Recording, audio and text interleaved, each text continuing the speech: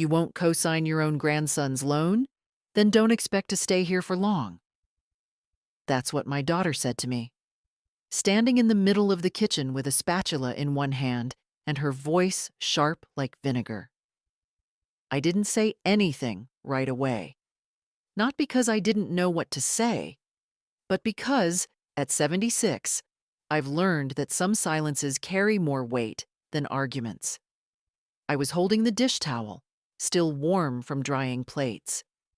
Zach had just left the room, his sneakers squeaking against the laminate as he stormed off. The air still held the residue of his words, quick and impatient. It's just a formality, Grandma. I've got a job. I'm not asking for money. But it wasn't just a formality. I'd been to that bank branch before. I knew what it meant to co-sign a loan for a 20-year-old who barely kept his checking account in the black. I raised him better, Lydia muttered, shoving the pan into the sink, water splashing. You know that boy needs a car for work. He's trying, but I guess trying's not enough for you. I wiped my hands and folded the towel in half. He's got energy, he's got time. He can take the bus a while longer. She turned sharply. We took you in, didn't we? After your surgery, we rearranged everything. That back room could have been my office, but we made space. It was true. I had moved in after the hip replacement when stairs became too dangerous and silence too long. They had made space. And I was grateful, or I thought I was, until that moment.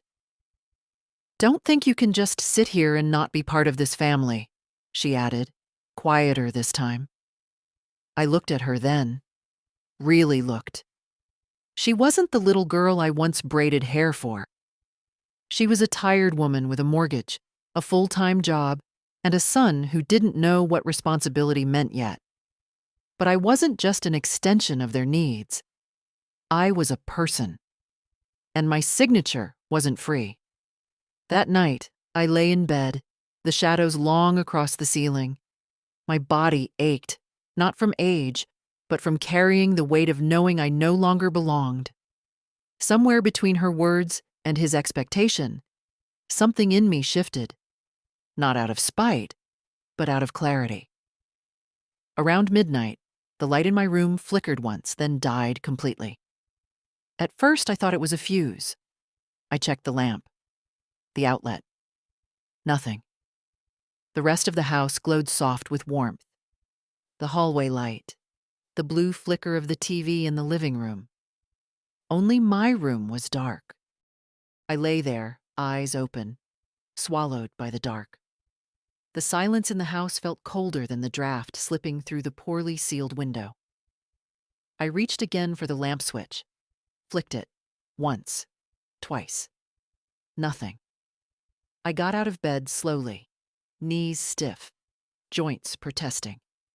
Pulled on my robe, shuffled across the floor in wool socks, and opened the door just enough to see the hallway. Light, soft, golden. Everything else was working. I stood there a long moment before closing the door again. The darkness wasn't a mistake. The following morning, no one mentioned it. Zach was already gone by the time I walked into the kitchen. Lydia stood at the counter, sipping her coffee, scrolling through her phone. I said good morning. She nodded, but didn't look up. I reached for my teacup in the cabinet, filled the kettle, and stood in silence beside her. The kind of silence that thickens the air, presses against your temples. My light didn't work last night, I said quietly, not accusing, just stating. She shrugged, eyes still on the screen. Maybe something tripped. Everything else was fine. Another shrug. You'll have to ask Zach, she added after a pause.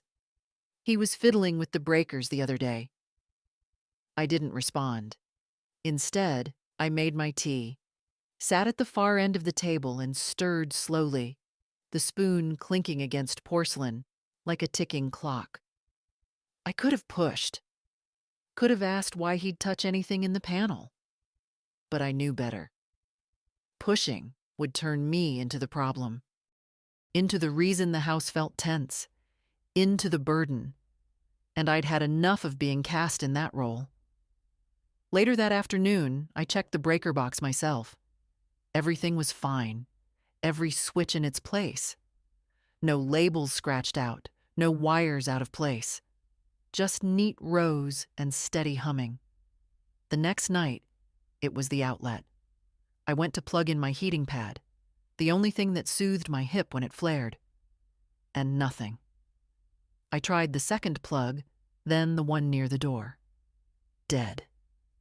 I carried the pad to the hallway. It worked there just fine. It was subtle. A slow fade, not a confrontation. No one screamed at me. No one locked the door. They just started chipping away at comfort, one little piece at a time. I didn't speak of it again. Not about the light, not about the outlet. I went about my days as if nothing had shifted. Cooked when I was asked, folded towels from the dryer, fed the cat, answered Zach's lazy hellos with polite nods. But at night, I sat in that dim room, lamp dead, plugs cold, and felt the weight of a message they weren't brave enough to say out loud. You are no longer welcome here. It's a strange thing, realizing your presence has moved from needed to tolerated. You become careful with your movements, quiet when you breathe. You stop asking questions because every question feels like a complaint. Every word becomes a disturbance in their rhythm. I took to sitting by the window after dinner, looking out onto the cul-de-sac where other homes buzzed with life, where porch lights glowed and cars came home after long days. I watched neighbors I barely knew carry in groceries, walk dogs, argue gently on porches, then disappear behind curtains that shut softly, not like doors closed in anger. I imagined what it would be like to live in a place that didn't dim its lights when I disagreed. That's when the thought came. Quiet at first, almost apologetic, but persistent. You could leave. It sat with me all night, even as I lay in bed with an extra blanket over my legs, wishing for warmth. It wasn't anger that brought it on. It wasn't revenge. It was breath. The kind you draw in when you come up for air after thinking you might drown. Leave. I didn't have much. A pension check that barely stretched. A few savings in the old account Derek and I had opened before he passed. But I had enough for something small, something quiet, something mine. That night, for the first time in weeks, I slept. Not long, and not deeply. But without waking from the creak of someone else's footsteps or the flick of a light being turned off. I slept because the idea had rooted itself, and it brought peace. Tomorrow, I'd call the bank. Not to beg for a loan, not to ask for approval, just to ask how much of my life was still mine to decide. The bank teller's voice was pleasant, distant, like someone trained to sound calm even when reading out bad news. Yes, Mrs. Carver, your checking account is still active. Would you like me to go over the current balance with you? I was sitting on the edge of the guest bed, my bed, clutching the cordless phone so tightly my hand ached. I stared at the unplugged lamp in the corner and whispered, "Yes, please." She told me the number. It wasn't much, but it was mine. I thanked her and hung up. My fingers trembled slightly, but not from fear, from possibility. Later, I sat at the kitchen table with Lydia, who was tapping away at her laptop, one earbud in. The clatter of keys and the faint rhythm of a podcast filled the air between us. I didn't ask for her attention. I just waited. Eventually, she sighed, pulled out the earbud, and looked up. Something wrong? I hesitated. Do you remember that little trust account Derek and I opened? The one for emergencies? She narrowed her eyes. The one you said you weren't touching? Yes, I might use it. Her fingers hovered above the keyboard. What for? I haven't decided yet, I said softly, stirring my tea. But I think it's time I start making plans. She frowned. Mom, if this is about the loan, it's not. I met her eyes. It's about space. Space? I don't feel like I belong here anymore. That silence, the heavy kind, settled again. You're overreacting, she said finally. We've all had a rough month. You're taking everything too personally. I nodded. Maybe. But I knew better. The rest of the week passed with brittle civility. I folded laundry, refilled the bird feeder, kept to myself. Zach didn't speak to me at all, except once, when he asked if I'd seen his car keys. I hadn't. He muttered something under his breath as he walked off. I let it pass. On Friday morning, I walked 3 blocks to the library, sat at a computer station near the window, and opened the listings. Apartments for rent, studios, senior communities, anything under 1,000. Most of what I found was either too far or too worn down to trust. But one listing caught my eye. A small 1-bedroom on Linwood Avenue. It had a porch and a shared garden. No stairs. Utilities included. I printed it out, folded it carefully, and slipped it into my purse like it was something sacred. Back home, I laid the paper on the nightstand beside the unplugged lamp. That evening, as I chopped onions for dinner, Lydia hovered nearby, sipping wine. The kitchen smelled of garlic and something sweet simmering in the pot. You know, she said lightly, I talked to Zach. He's still really upset. I kept chopping. He just feels rejected, I guess. By you. I nodded. He'll get over it. She didn't answer right away. Then she said, well, maybe he wouldn't feel that way if you hadn't been so quick to shut him down. I put down the knife. I didn't shut him down, I said, calmly. I protected myself. She rolled her eyes. He's family. Isn't that what family's for? To sign for loans they can't afford? To sit quietly while their room goes dark at night? I met her gaze. Is that your version of family? The words hung in the air between us. She didn't respond. She picked up her wine glass and walked away. That night, I called the number from the listing. A kind woman named Nadine answered. Said the place was still available. Said I could come see it Monday morning. I thanked her, heart hammering. My voice sounded small, even to me. When I hung up, I looked around the room. My room. The dresser I'd polished. The curtains I'd hemmed to block the summer heat. None of it was mine. I'd borrowed this space. Temporarily. Out of need. Now I needed something else. Something Lydia couldn't offer, no matter how clean the sheets or how carefully she cut my fruit. Peace. Monday would come soon, and I would go see that little house on Linwood. I didn't know yet if I'd take it, but I knew I needed to see it. I needed to know what it felt like to stand in a room and not wonder when someone would pull the plug again. I spent Saturday going through my things when no one was home. I opened the bottom drawer of the old dresser, the one Lydia said they'd eventually replace but never did, and pulled out the file folder I kept hidden under a stack of folded scarves. Inside were papers no one had looked at in years. Derek's death certificate, the deed to our first house, a dozen faded photographs, and a small cream-colored envelope marked for later. Derek's handwriting. I didn't open it. I knew what was inside.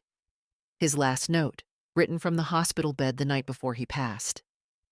I'd read it once, and it had gutted me. I didn't need to read it again. I just needed to hold it for a while. I set the folder on the bed and moved on to the closet. I didn't have much. A few cardigans, two good dresses, slippers, the coat with the worn cuffs I hadn't been able to part with. I took mental inventory, calculating how many boxes I'd need. Probably 4, 5 at most. It was strange. How easily I could reduce my life to a trunkload of fabric and paper. Strange, and somehow freeing. Later that evening, I sat in the backyard, bundled in a shawl, watching the sky turn violet behind the neighbors' roofs. The kitchen window was open, and I could hear Lydia on the phone. "She's been acting weird," she said. "Like she's planning something but won't say what. You know how she gets." A pause. "No, I didn't ask again about the loan. What's the point?" She made it clear. Another pause, longer this time. I imagined Zach's voice on the other end, annoyed, pacing. "She should be grateful," she added, quieter now. "We took her in. I rearranged my life. I made room." I looked down at my hands, knotted, veined, palms dry from years of dishes and garden soil. Once, they had wiped fevers from her forehead, zipped her dresses, tied her shoes. Had she forgotten? Or had I just overestimated what those things meant? I stood up slowly, knees stiff, and went back inside without a sound. The next morning, I took the early bus downtown. I wore my good shoes, the navy pair with the low heels, and packed a notepad in my purse.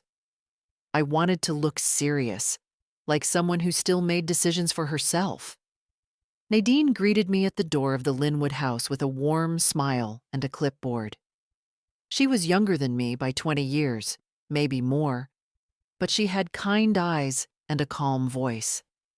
The place was even smaller than I expected. A square of a living room, a narrow galley kitchen, a bedroom just big enough for a twin bed and a dresser. But it was bright. The floors were clean, the windows large. There were wind chimes on the porch and a tiny strip of grass behind the building. "This is the last available unit," Nadine said as she walked me through. "Mostly widows here. It's quiet. Safe. The landlord lives next door, so if you ever need help..." She smiled again. Not the kind of smile people give you when they're waiting for you to leave. The real kind. I nodded. "It's peaceful."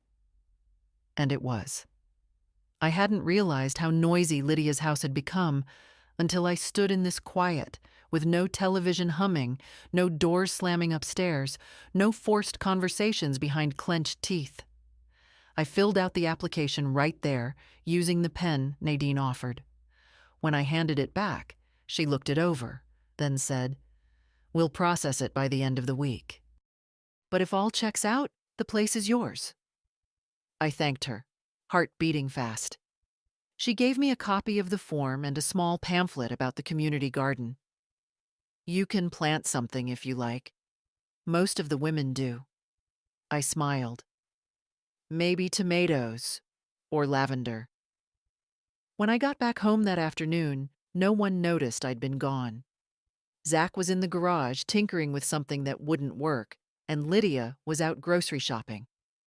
I slipped back into my room, placed the lease packet into the drawer, and sat on the edge of the bed. Something had changed. Not in them, in me. For the first time in a long while, I wasn't waiting for someone to notice me. I wasn't hoping for kindness or for things to go back to how they were. I was making plans. And soon, I'd no longer be a guest in someone else's home. I'd be a woman in her own space, with her own light, her own warmth, and her own keys. Zach knocked once before pushing my door open. No, "Grandma," no, "May I come in?" Just the sound of his hand on the wood and the click of the handle. I looked up from my crossword, pencil still in hand. "Can we talk?" he asked, already stepping inside. His cologne was too strong, or maybe I'd just grown more sensitive with age. Of course, I said, setting the puzzle on my nightstand. He didn't sit, just stood near the dresser, arms crossed, like he was guarding something, or preparing for a speech. I don't get it, he started, his tone sharp from the start. I mean, it's not like I asked you to give me the money. I just needed your signature. You know that, right? I nodded. I do? And you still said no. Yes. He let out a bitter laugh. You don't trust me. I trust you to be who you are right now, I replied calmly. And right now, you're a young man who's learning, who's figuring things out, which means you'll make mistakes, and that's all right. But I won't risk what little I have on a loan you might not be ready for. He looked at me like I'd spoken another language. You think I'm irresponsible? I didn't respond. I didn't need to. Zach ran a hand through his hair. You've been living here rent-free. My mom's cooking, cleaning. I do my share, I interrupted, but gently. I cook. I clean. I babysit when needed. I pay for my own groceries. And if you believe I'm a burden, say it plainly. Don't wrap it in the word rent. That made him pause. He hadn't expected pushback. I thought you'd help. You always help. I nodded. I've helped many times. When your mother's first car broke down. When she needed new braces. When your school trip wasn't covered. I helped because I wanted to. But helping isn't the same as enabling. He shifted on his feet. So, you're punishing me. No, Zach. I'm protecting both of us. You from a debt you might not be able to carry. Me from losing what little independence I have left. He looked at the unplugged lamp in the corner, then at me.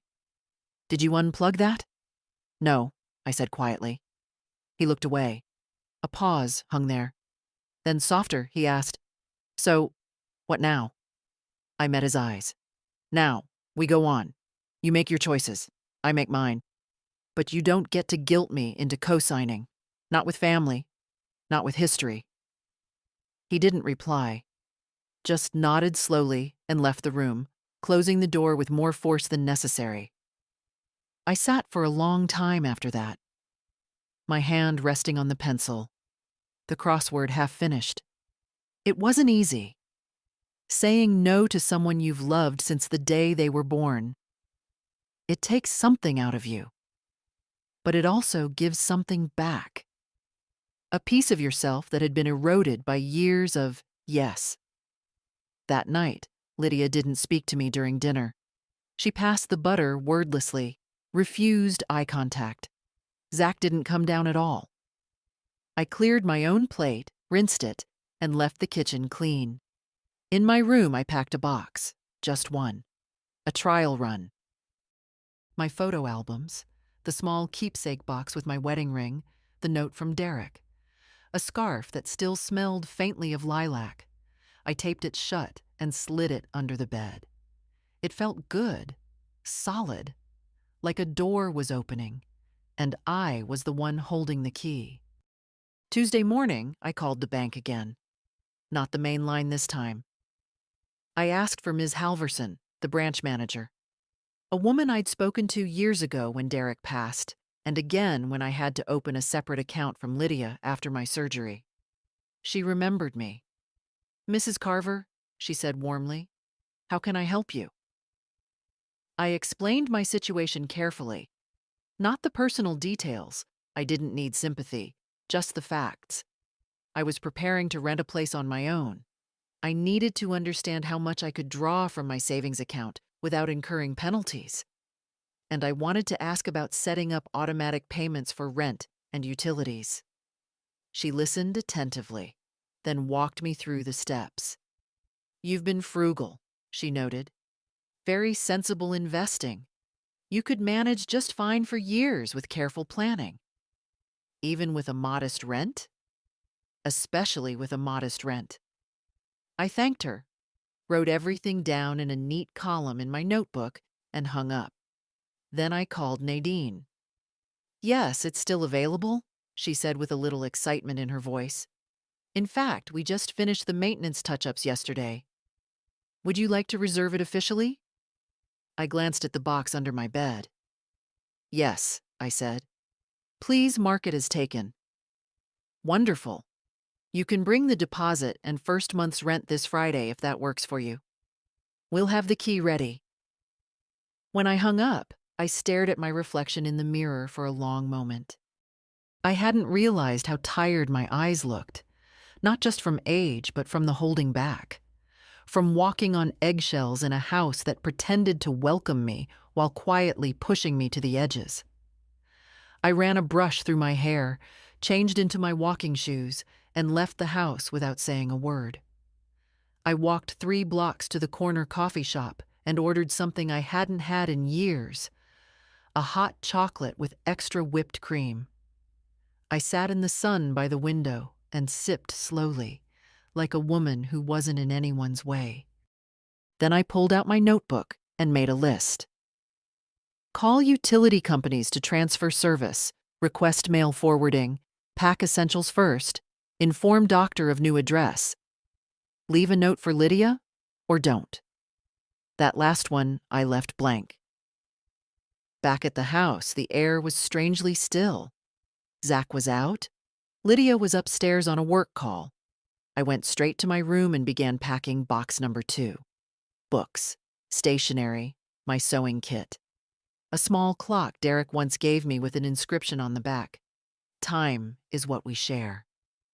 I wrapped it carefully in a dish towel. That night, Lydia knocked on my door. Not hard, just a few fingers on wood.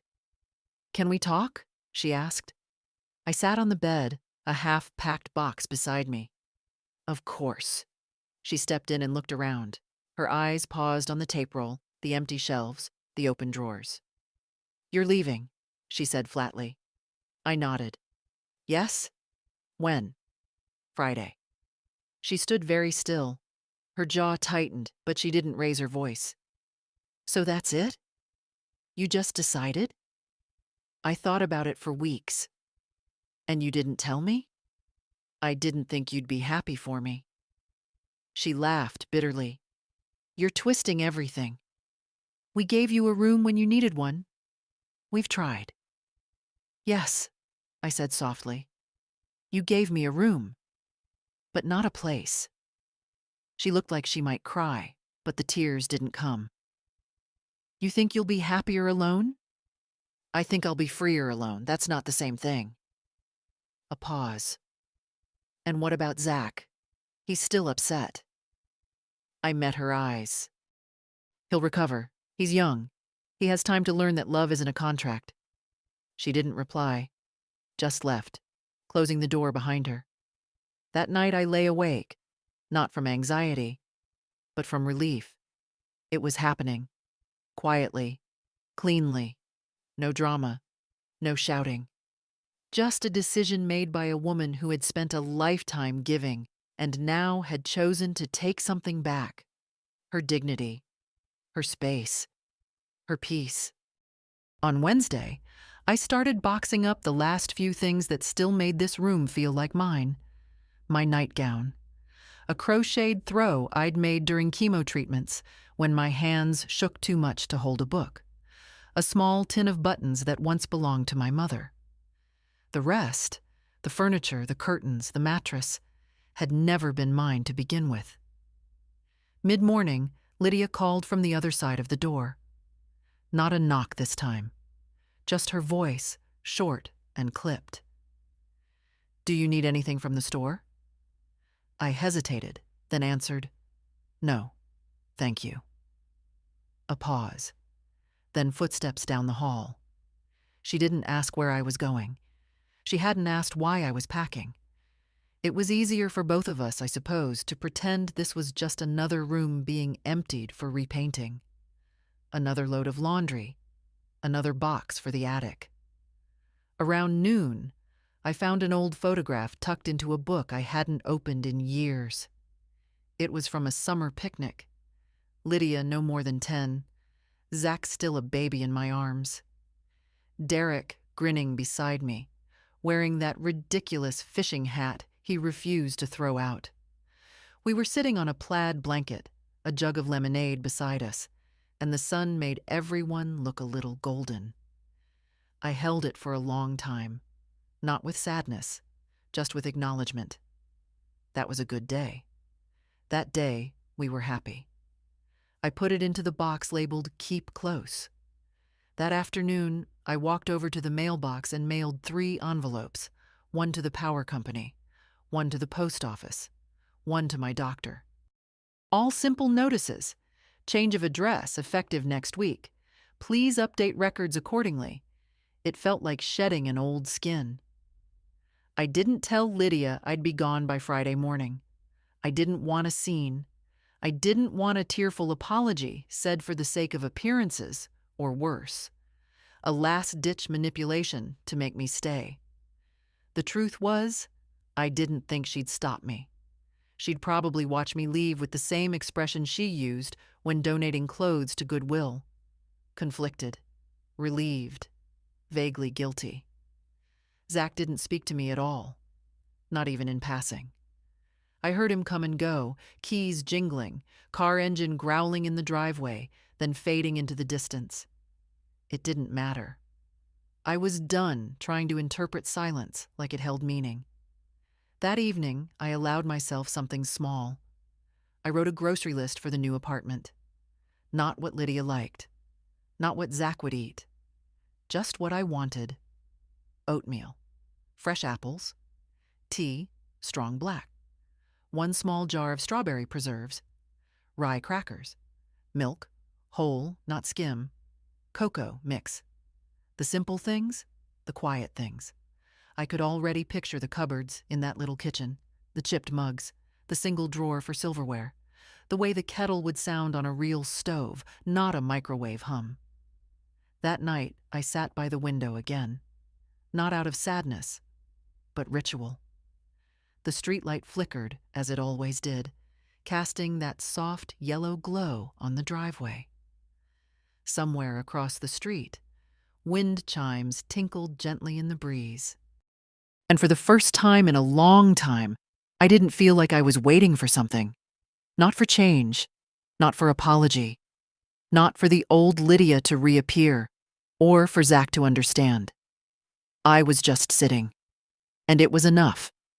2 more nights. Then the last morning would come, and with it, my name on a lease, my hand on a doorknob that opened into peace. The apartment smelled like fresh paint and lemon cleaner. It was quiet. Not the kind of quiet you get in the back room of someone else's house, where footsteps above your head remind you who the walls belong to, but a true quiet. Still. Spacious, even in the smallest rooms. Nadine handed me the keys with a smile and said, "Congratulations, Mrs. Carver. Welcome home." I held them in my palm for a moment, cold and unfamiliar. Then I closed my fingers around them and nodded. "Thank you," I said. "It's been a long time since something felt like mine." She helped me bring in the first few boxes, the ones I'd packed with care, not haste. Books, linens, 2 ceramic mugs, the photo of Derek at the lake. She didn't ask questions, just smiled politely and said, "Take your time settling in. I live 3 doors down, apartment 3B, if you need anything." After she left, I stood in the center of the room and turned a slow circle. The hardwood floor creaked gently under my slippers. The heater hummed to life near the window, warm and steady. Outside, the shared garden was half-bloomed, green pushing up through dirt with soft defiance. I placed Derek's photo on the windowsill and opened the cupboard to put away the groceries I'd brought. My groceries. My choices. There was only 1 chair, a wooden one with a seat cushion I'd brought from Lydia's, the one no one wanted in the kitchen anymore. I set it beside the window, boiled water in the kettle, and made myself a cup of tea. It tasted stronger here, not because the leaves were different, but because no one else had brewed it. I added a splash of milk and sat down in the chair with both hands around the cup. For the first hour, I did nothing. No unpacking, no organizing. I just watched the light move across the floor and felt the silence settle in beside me like an old friend. In the afternoon, I unpacked my sewing kit and the crossword book, laid a small throw blanket across the back of the chair, and hung my 2 good dresses in the tiny closet. By evening, the place was still half boxed, half bare, but it already felt more like home than that back room ever had. I reheated a bowl of lentil soup I'd made the night before and brought with me in a thermos, ate it at the little fold-out table. No conversation, no rush. No one asking if I'd used too much salt. I washed the bowl, dried it, and placed it neatly back in the cupboard. Later, as I was changing into my nightgown, the phone rang. I had kept the same number, a small act of continuity. Caller ID, Lydia. I stared at the screen. She hadn't called yesterday, not during the move, not when she found my room emptied and the drawers bare. Now, at 8:43 p.m., she was calling. I didn't answer. I let it ring until the voicemail picked up, then watched the message icon flash. One new voicemail. I didn't listen to it. I turned the phone face down on the windowsill and climbed into bed. The sheets smelled like lavender.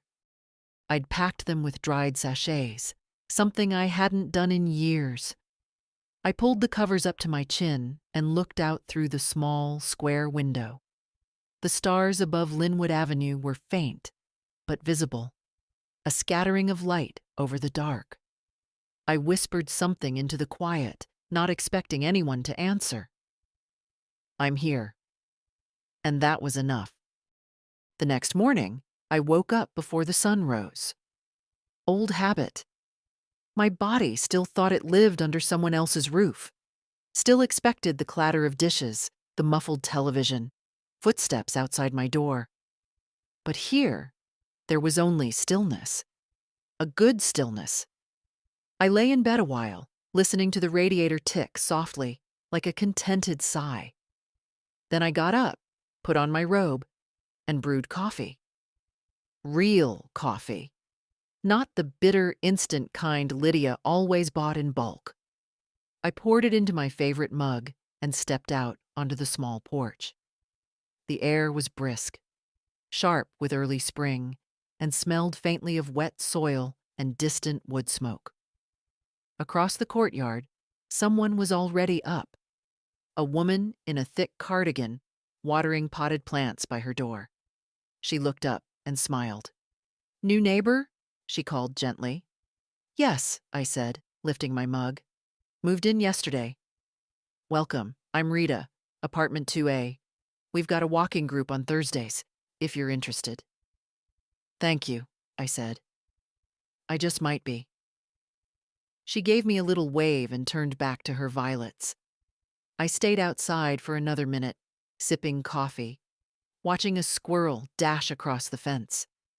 Then I went back inside and opened the voicemail from the night before. Lydia's voice. "Mom, I saw your room. I guess this is real." A pause. She was breathing too fast, or maybe trying not to sound like she was. "I don't know what you want me to say. Zach's upset. I'm upset. It just feels like you disappeared without a word." Another pause. "I wish you'd at least told me where you were going." Click. No apology. No questions about whether I was safe or if I had enough money or if I needed help moving. Just that they were upset, that my absence had inconvenienced them. I deleted the message, not out of anger, but clarity. By noon, I had unpacked all but one final box, the box with the old photograph albums and Derek's letter. I carried it to the bedroom and slid it under the bed. Some things didn't need to be sorted yet. Some memories could rest quietly for now. After lunch, I walked to the corner market, 3 blocks down, and bought a bunch of tulips. Yellow, my favorite. The clerk, a teenage girl with chipped purple nail polish, wrapped them gently and said, "Someone special?" I smiled. "Yes, me." Back home, I put them in a glass jar and set them on the table. Later that evening, just as I was finishing my soup, the phone rang again. Zach this time. I watched the screen blink. 5 rings, 6. Then it stopped. I didn't check the voicemail. I didn't need to. I knew what it would say. Instead, I pulled the Afghan over my legs and turned on the little radio I'd brought with me. Found a classical station playing something soft and sweeping. I closed my eyes and let it fill the room. And for the first time in years, I didn't feel like I owed anyone an explanation. No one could reach into my silence anymore and claim it for themselves. No one could demand space in my thoughts, or a signature on a line, or my presence in a house that felt like exile. This space was mine. The quiet, the warmth, the small yellow tulips bending toward the lamp. I didn't know what tomorrow would bring. I didn't have a plan beyond the next cup of tea, but for tonight, I had everything I needed. The first night in the new apartment felt like a slow exhale.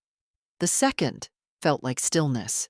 But the third felt like arrival. That morning, I made pancakes for one. I used real butter, sliced up an apple, and listened to the radio play something old and sweet. I didn't miss the chatter of a household I never really belonged to. I didn't miss being tiptoed around or dismissed entirely.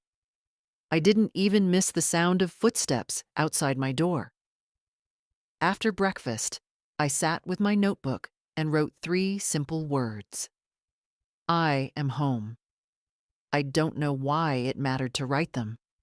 Maybe because I'd spent so many years being temporary in someone else's life. Even before I moved in with Lydia, I'd floated, from medical appointments to Zach's school concerts, to family holidays where I was needed, but never invited. Now, I had a front door that locked from the inside, a cupboard where nothing disappeared overnight, a small hook where I hung my robe without it being pushed aside. And I had space. Quiet, unfilled space. I took a walk to the library, signed up for a new card, and checked out 2 books, one on herb gardening and one on women who reinvented themselves after 70. I sat on a park bench nearby and read for over an hour, my coat buttoned tight, the sun warm on my face. It felt luxurious somehow to sit with a book and no one expecting me to be anywhere else. When I came back to the apartment, there was a note under my door. It was handwritten in neat script. Mrs. Carver, if you ever feel like joining for tea, we meet on Wednesdays at 4 in the garden. Just a few of us neighbors. Rita. I placed the note on the fridge with a magnet I'd brought from Derek's workshop. An old horseshoe bent into a heart. Then I sat down at the table and smiled. A real smile. Not the practiced, polite one I'd worn at Lydia's. That evening, I lit a candle for the first time in years. A small act, but meaningful. I let the room glow soft and orange as I prepared dinner. A bowl of soup, a slice of toast, and a little dish of olives. Something Lydia always said, smelled like old furniture. I liked that smell. Halfway through dinner, the phone rang again. This time it was a number I didn't recognize. I answered. Grandma? Zach's voice, quieter than usual. Yes? He cleared his throat. I just wanted to know you're okay. I am, I said. I'm well. Another pause. Where are you living? A few miles from you, still in town. He hesitated. You didn't tell us. No, I agreed. Why not? Because you didn't ask, I said gently. Not really. You were angry I said no. You weren't interested in where I'd go, only in the fact that I left. He didn't respond. I'm not saying that to punish you, I added, just so you understand. Sometimes people leave not out of anger, but out of necessity. I didn't mean to make you feel. You didn't make me feel anything, Zach. I've been feeling that way for years. I just finally acted on it. Silence again. Then, can I see you? Not yet, I said. Soon, maybe, but not yet. Okay. His voice was so small I had to close my eyes to bear it. I'm not angry with you, I said, but I need to be here now. I need to be mine. Okay, Grandma. After he hung up, I sat at the table a long while. The soup had gone cold. The candle flickered low. I wasn't crying. I didn't feel broken. I felt whole. Maybe for the first time in decades. This little apartment, with its crooked drawer and chipped countertile, had become the place where I returned to myself, where silence wasn't punishment, where light stayed on as long as I wanted it, and I knew, whatever came next, I'd never again live in a house where the door to my peace was controlled by someone else's mood. On Thursday morning, I went to the lawyer's office. Francine Daly, a sturdy woman in her 60s with gray hair tied back in a braid and eyes that missed nothing, had been handling my affairs since Derek passed. She was the one who helped me settle the estate, rewrite the will, and navigate paperwork I never wanted to learn to read. When I walked into her office, she looked up from her desk and gave me a slow, approving nod. Well now, I was wondering when I'd see you. I need to make some changes, I said, taking the seat opposite her. I've moved. She folded her hands. I'd heard. Lydia left a message last night. Sounded concerned. I imagine she's more surprised than concerned. Francine raised an eyebrow. She also asked whether your accounts were still in your name. That didn't surprise me either. I'd like to review my financial directives, I said calmly, and update my will. Francine gave a small smile. Let's get to it. For the next hour, we went through documents. I removed Lydia as the primary beneficiary, not out of revenge, but out of reality. We both knew she'd treat my savings like a resource, not a legacy. Instead, I named a local scholarship fund for young women over 40 returning to school. Education had changed my life once. Briefly, before I left to care for my father. And I wanted someone else to get their second chance. I also left a small monthly stipend in trust for Zach, but with clear conditions. It wouldn't begin until he turned 25, and only if he'd completed some form of training. Trade, school, anything. It wasn't punishment. It was structure. Something I hoped might help him when I no longer could. Lastly, I requested that my modest belongings, jewelry, books, the handmade quilts, be donated to a local shelter for women leaving abusive homes. When we were done, Francine printed a fresh copy and slid it across the desk. Still sure? She asked. I signed without hesitation. Completely. She sat back, hands folded again. You look lighter, Rosalind. Happier. I am. As I left her office, I walked past the florist on the corner and picked out a single daffodil. Yellow again, the color of beginnings. I carried it home in one hand and placed it in a small jar on the windowsill beside Derek's picture. He looked right, there in the light. That evening, I made pasta and opened a bottle of red wine I'd been saving for no occasion in particular. I toasted quietly to the air, to freedom, to clarity, to late decisions that still count. The phone rang just as I was finishing my meal. Lydia again. I didn't pick up, but this time I listened to the message. Mom, I don't know what to say. You just left. Zach's confused.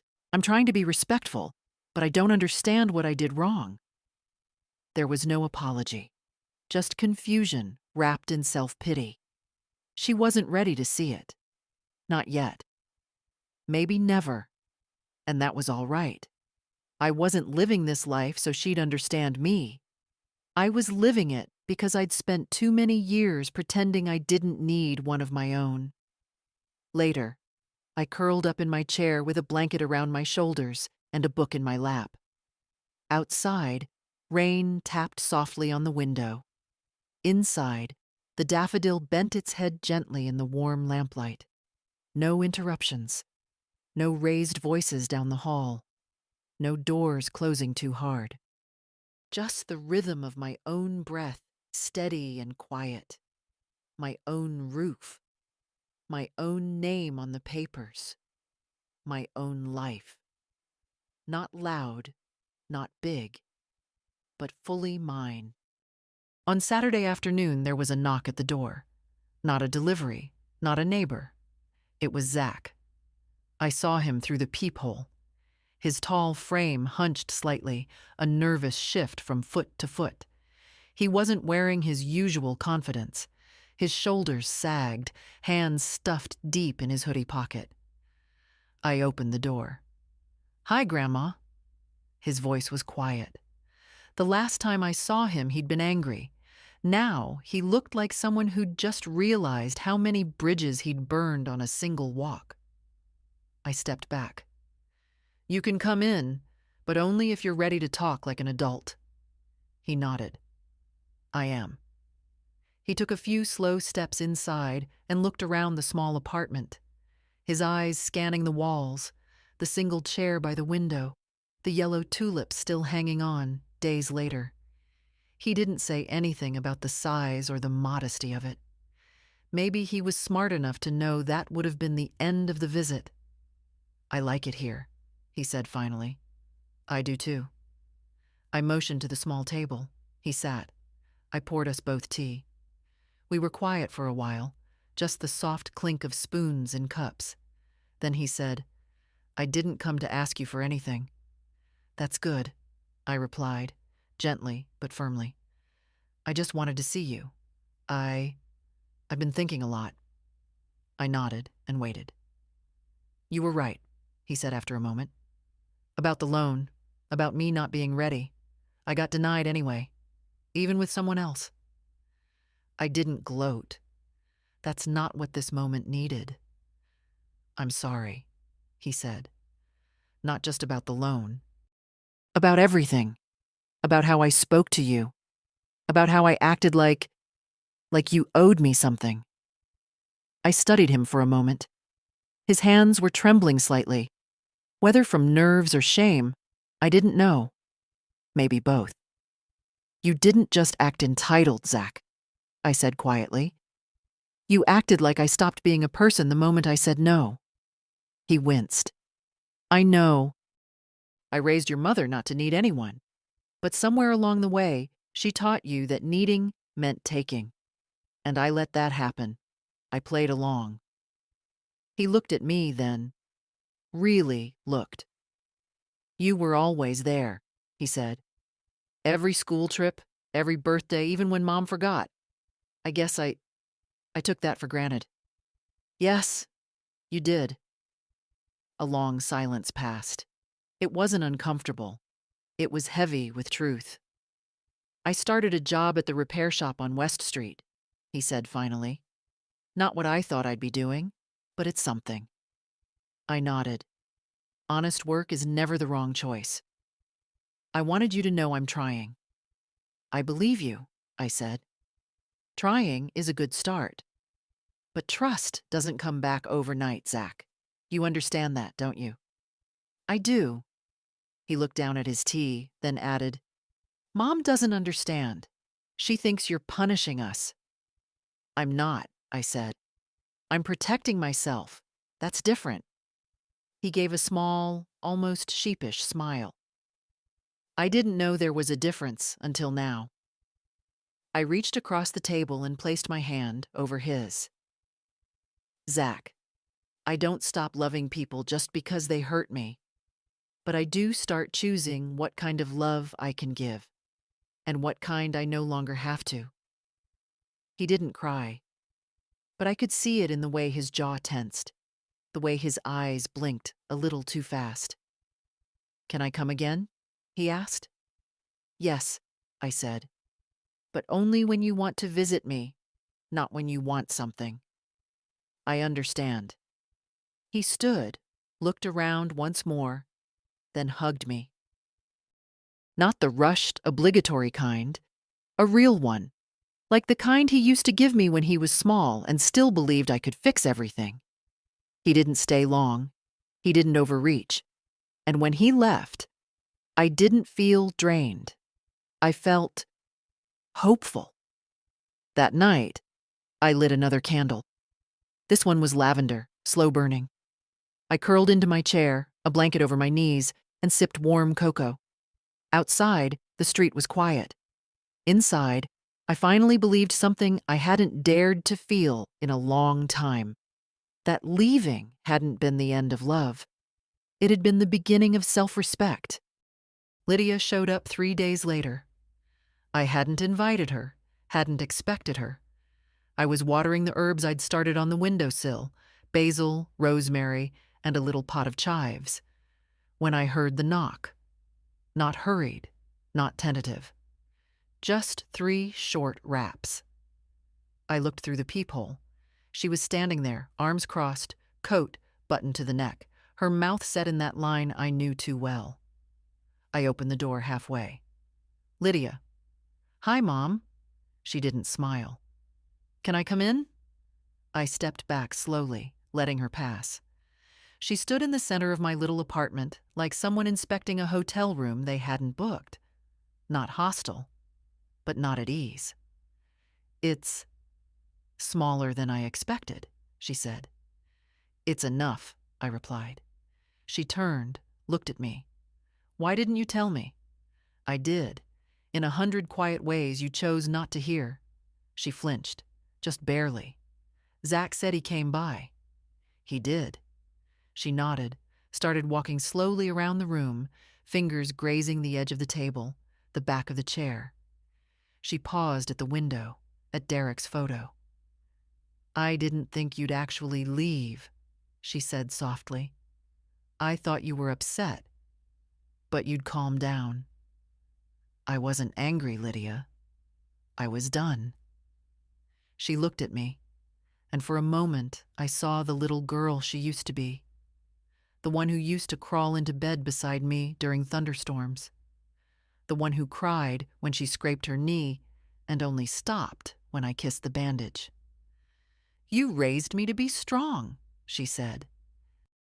But sometimes I think I took that to mean hard. Yes, I said. You did. She sat down in the chair, slowly, like it wasn't built to hold something as heavy as regret. I didn't know how to help you when you moved in, she said. I didn't know how to make space for you without losing my own. I never asked you to lose anything, I said gently. I only asked for room to breathe. She looked down at her hands. I thought I was helping. I told myself I was. But I started to resent it. I let Zach speak to you in ways he never should have. I let myself believe you owed us. I gave you years, I said. My time, my money, my patience. But the moment I stopped giving, the door started to close. I know, she whispered, and I hate that I didn't see it until you were gone. We sat in silence for a while. The heater clicked on, a soft hum against the quiet. I'm not here to ask you to come back, she said. I know better. I nodded. I just wanted to say I'm sorry. It wasn't a dramatic apology. No tears, no pleading. Just 5 words that had taken her far too long to find. I accept that, I said, but I'm not coming back. That house stopped being mine long ago. She nodded, stood, walked to the door, then turned. Can we start over? From here? I looked at her, older now, like me. Not the child I raised, not the cold woman from the kitchen months ago. Just a daughter trying, maybe for the first time, to speak without defense. We can start something, I said, but not over. This isn't back to before. This is forward. Her shoulders dropped just a bit. The line in her mouth softened. "All right," she said. She reached for the handle, then paused. "Do you need anything?" "No," I said. "But thank you for asking." She opened the door, stepped into the hallway, and left it gently behind her. Not slammed, not half shut, just closed. And in its place, stillness again. The kind that wasn't empty, the kind that made room. The seasons shifted without much ceremony. Spring folded into early summer. The garden out back came alive with more colors than I had names for. Rita brought me a cutting from her lilac bush, and we planted it just beneath my window. She said it would take root quickly, that by next year it would be full and fragrant. "It's patient," she said, "but strong." Like me, I thought, though I didn't say it out loud. I joined the Wednesday tea circle. There were 4 of us at first, all women, all in our 60s or older, all carrying stories we never rushed to tell. We spoke of books, of neighbors, of aches in our hips and knees, of recipes long forgotten. But underneath it all, there was a quiet kind of sisterhood, the kind that doesn't need explaining. No one asked me why I'd moved. They just made space at the table and passed me the sugar bowl. I kept to myself otherwise. I read more, cooked simply, walked to the market once a week, and bought what I wanted, nothing more. I even bought a little radio with a handle, just like the one Derek and I used to take on picnics. One Sunday afternoon, I played it on the porch, watching birds dart through the hedges while Billie Holiday sang low and slow through the speakers. That was the day I let myself cry. Not the sharp, gasping kind of grief. Not anger. Just a long, quiet weeping for everything I had carried too long. The years of being needed without being seen, of loving in silence, of sitting in darkened rooms wondering when the next kindness would come. I cried because I had survived it. And now I had this. Not perfection, not endless joy, but space, dignity, light that stayed on when I wanted it to. Lydia called sometimes. Not often, just enough. The conversations were tentative but better. She didn't ask when I'd visit. She didn't bring up the past. She once told me, "Zach's changed since he saw you. He started showing up on time. Bought a second-hand car with his own name on the papers." I didn't say much, just nodded and said I was glad. Because I was. And Zach wrote me a letter, on paper. A short note folded in half, slipped into a plain envelope. "Dear Grandma, I think about you every time I check my bank balance before I swipe my card.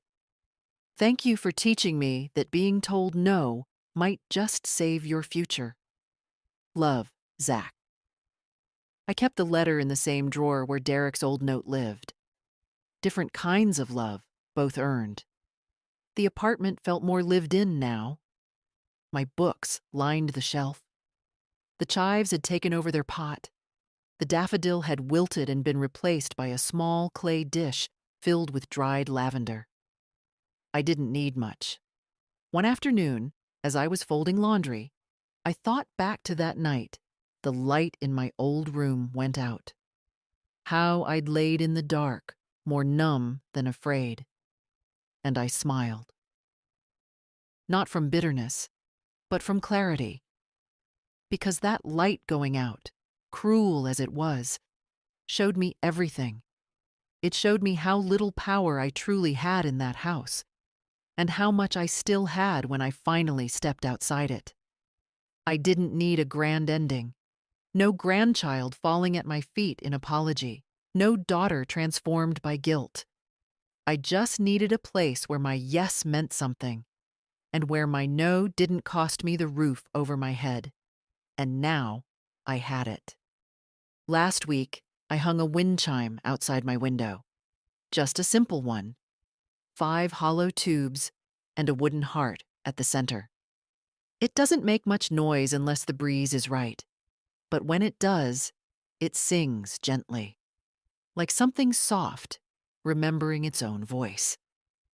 That's what this place has been for me.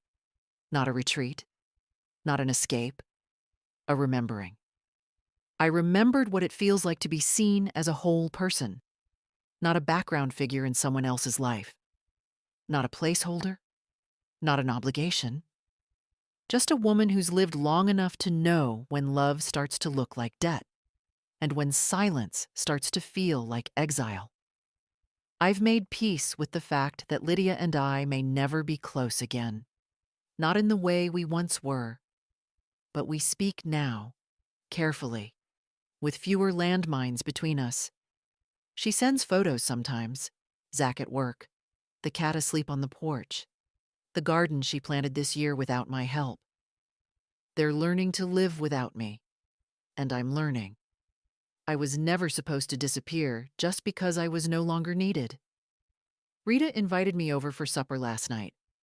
She made soup, and we sat on her back patio while the sky turned soft with dusk. She said something that stayed with me. You know, she said, a lot of women our age think they've already lived the story, that everything from here is just waiting. But I think this part, this choosing yourself, might be the best chapter yet. I nodded, because I knew it was true. I'd lived so long inside other people's needs that I'd forgotten what it meant to build a life without asking permission. Now, every morning, I open the window. I water my herbs.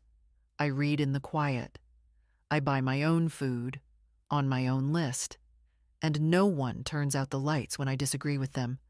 And when the breeze comes through and that wind chime stirs, I remember. This is mine. This time. This space. This peace. If you're reading this and something in your life feels like a slow erasure, if your presence is tolerated more than it is welcomed, if your silence is mistaken for agreement, I want you to know you're not too old to begin again. You're not too late to protect your dignity. You're not selfish for saying enough. And if you've ever been made to feel that your no is a betrayal, remember this. Your peace is not a luxury. It's your right. And it's never too late to claim it. If this story spoke to you, share it. Somewhere, another woman needs to hear that it's not too late.